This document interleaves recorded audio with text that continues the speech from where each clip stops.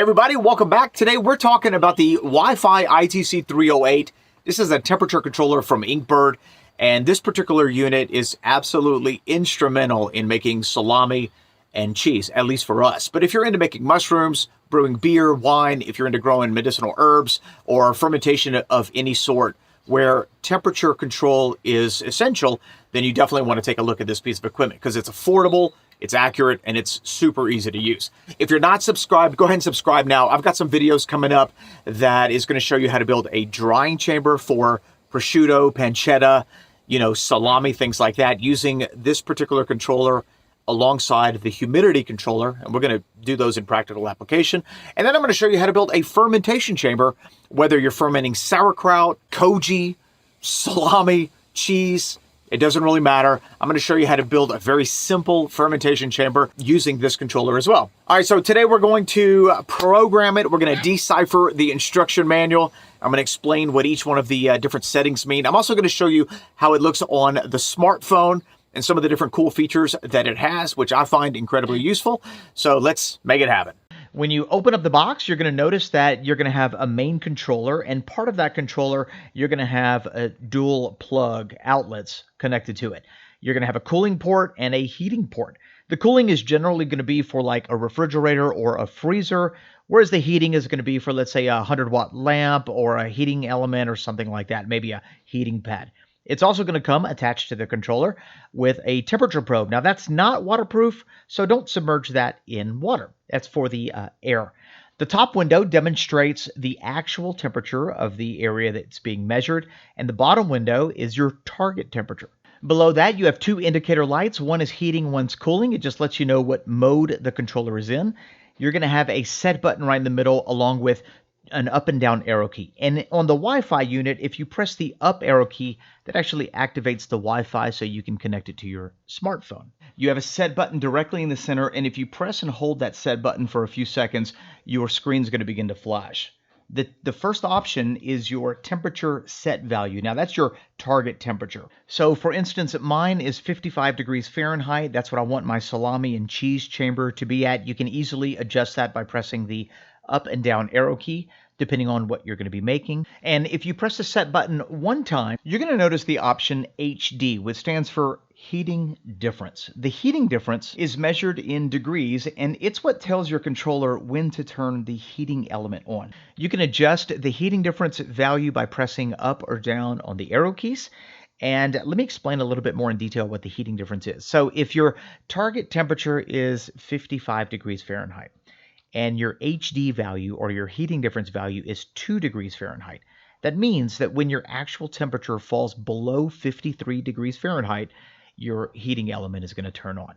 And it's going to stay on until your temperature gets back to your target temperature. Now, it is important to know that this unit works perfectly fine with just the cooling element plugged into it or just the heating element plugged into it. And like I said in the beginning, you're going to want to stick around to watch me build a fermentation chamber and a drying chamber, and I'll show you perfect examples of both of those situations. Let's move forward. If you hit the set button one time, it'll take you to the next option, which says CD. CD means cooling difference, and you can adjust the value of the cooling difference by pressing the up or down arrow key. Just like the heating difference, this is also measured in degrees, and it's what tells your unit when to turn your cooling element on. So if you have a refrigerator or a freezer plugged up to this, this is what's going to signal the controller to turn that on. So let me explain how that works. If your target temperature is 55 degrees Fahrenheit and your CD value or your cooling difference value is 2 degrees Fahrenheit, then when your actual temperature gets to 57 degrees or above, it's going to signal your cooling element to turn on. And that's going to stay on until you get back to your target temperature. And just like before, this unit works perfectly fine without a cooling element plugged into it. But that's what it does if you do happen to have a refrigerator or freezer plugged up to this unit. When you press the set button one more time, you're going to come to a setting that says AH, and that just means high alarm. And this is a great feature if you're into projects where temperature is critical. Mushrooms, cheese, salami, beer making, anything like that. You can adjust the value by pressing up or down on the arrow key, and when your actual temperature exceeds the value that you set, an alarm is going to go off, and if you're using the Wi-Fi feature, then your phone's going to get a notification. If you press the set value one more time, you're going to go to AL, which just simply stands for low alarm, and the same thing applies. This is a great feature because it kind of lets you know when something's going wrong inside your chambers, and you can go and do something about it. When you press the set button one more time, you're going to come to PT, and that stands for compressor delay time, and it's measured in minutes. So whatever you set that at, that's how many minutes it's going to delay the start of your compressor. This is important because if you have a refrigerator or a freezer plugged up to this controller, it's going to protect your equipment by not allowing it to turn on and off too quickly, which is taxing on the compressor. If you're going to be using this unit with a refrigerator or a freezer or something with a compressor, my recommendation would be to set it at 3 or 4. And that just simply means it's going to delay the compressor from turning on either 3 or 4 minutes, depending on what you have it set at. When we click the set button one more time, you get to CA or calibration, and this is incredibly important. Now, you shouldn't have to calibrate it when you first receive it because it comes calibrated from the factory. But if you do need to calibrate it, and we suggest calibrating every 4 to 6 months, just use the up or down arrow key to adjust the value. And what you're basically doing is offsetting the temperature. If you want to watch a video on how to calibrate this type of controller, check out the video, top right-hand corner. Set, once again, brings you to the last mode, which is Celsius or Fahrenheit. To save all your settings, press and hold the set button for 3 seconds. It'll bring you back to the main screen, and now your unit is ready to use. All right, let's take a look at the Inkbird app. We're going to select the unit, and it's very intuitive, very easy to use. The first thing that pops up on the home screen, you're going to notice the actual temperature of your chamber being displayed. In my case, it's 73.4. We're in the kitchen. And there at the bottom, you're going to notice your set target temperature. So I have mine set at 55 degrees Fahrenheit. If you want to change it, just press that and then scroll up or down until you get to the appropriate temperature. So if I want to change this to, let's say, 90 degrees or something like that, as soon as I click it, my controller will switch to 90 and my phone will demonstrate that it's in heating mode by displaying a bright orange screen. Now, in my case, I'm going to be using this for cheese and salami, so I'm going to bring it back down to 55 degrees, and you can see it's very responsive, very intuitive. As soon as I click 55, it changes on the controller, and my app on the phone demonstrates that it's in cooling mode. On the bottom right-hand corner, there's the settings, and the settings on the app are the exact same as the settings that we talked about at the beginning of this video. They're just a little easier to control. You've got the heating difference, the cooling difference. You've also got the high and low alarms, as well as the refrigerator delay, calibration, and then Celsius and Fahrenheit. If you want to change any of those values, just click the option and you can easily scroll up or down depending on what you want your value to be. And since I happen to select the high alarm, let me go ahead and set that for you so you can see what that looks like. Now, I'm going to set it to 70.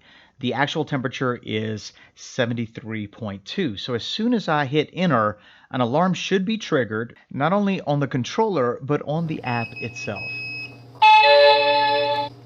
Just like that. Now, to stop the alarm, hit the set button on the controller, and then just dismiss the app on your phone, and you're back in business. On the bottom left-hand corner of the app, you're going to see a temp trend diagram. Now, this is actually pretty cool. Each day, each 24-hour period, your phone records the trend of the temperature in your chamber.